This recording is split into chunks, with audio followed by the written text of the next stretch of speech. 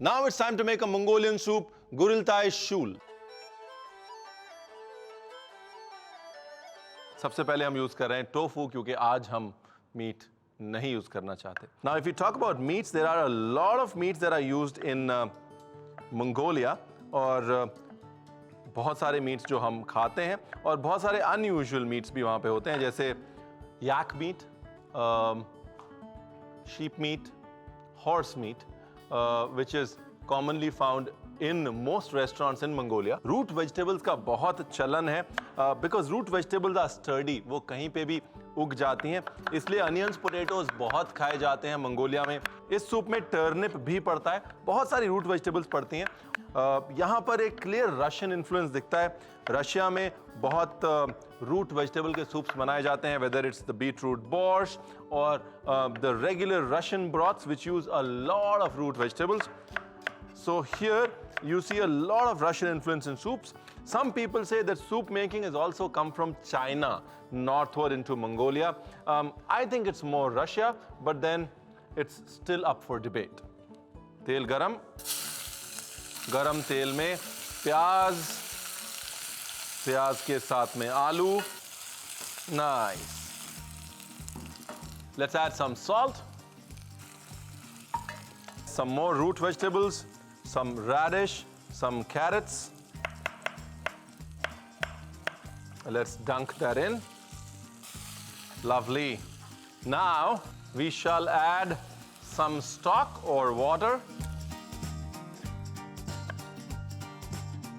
You can take any peppers, it's only for flavor. Let's put them in. धीरे धीरे peppers का flavor आएगा, एक certain familiarity आएगी इस dish को. Black pepper.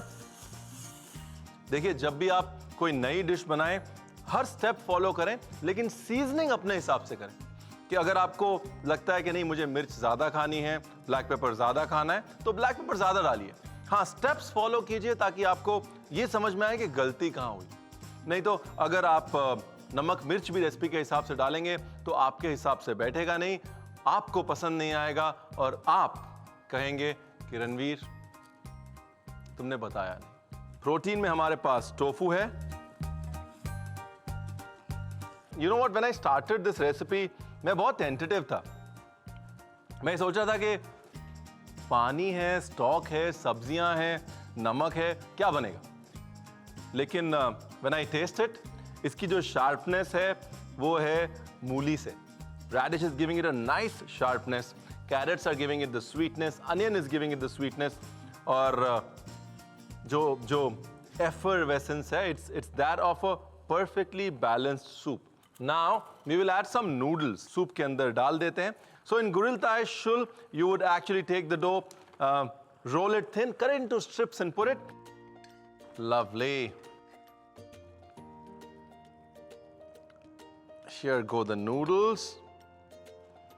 Nice. देखिए, you must travel to Mongolia because traveling is really important. But if you're going there thinking that you'll find a lot of horsemen और बहुत सारी घुड़सवारी के कंपटीशन होंगे, शिकार हो रहा होगा, बड़ा सा डेजर्ट होगा और बिल्कुल सिनेमैटिक लोग बड़ी बड़ी टर्बन्स पहन के खड़े होंगे आपके स्वागत में, ऐसा कुछ होने वाला नहीं. बिकॉज आज मंगोलिया एक मॉडर्न कंट्री है. मॉडर्न इसलिए है बिकॉज पूरी दुनिया मंगोलिया की तरफ अट्रैक्टेड है. मंगोलिया में 80 से ज्यादा किस्म के मिनरल पाए जाते हैं. कॉपर ओर से लेकर एल्यूमिनियम ओर से लेकर गोल्ड से यूरेनियम तक. The rocks of Mongolia hold gold in them and money is coming into Mongolia like how, and so is the culture from across the world. तो कई बार जो लगता है वो होता नहीं है और जो होता है वो लगता नहीं है, लेकिन जो लगता है वो कभी कभी हो जाता है, लेकिन जो कभी कभी होता है वो लगता नहीं है. फिलहाल moral of the story is do visit Mongolia and do not expect Genghis Khan to be standing there and receiving you at the airport.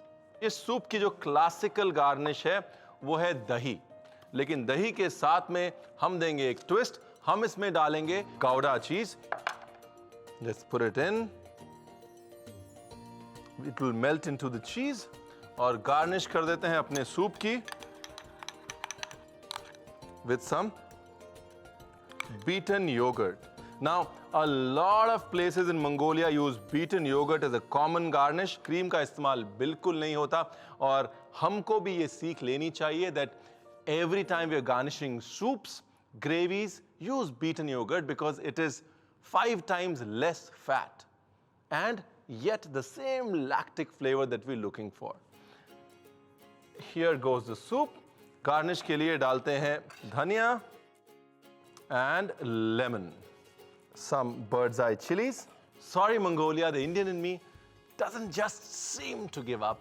It just puts the chili right where it feels it belongs. Well, you gotta have a look at the recap and choose whether you want to put the chili or not put the chili. I'd be right back in my new avatar.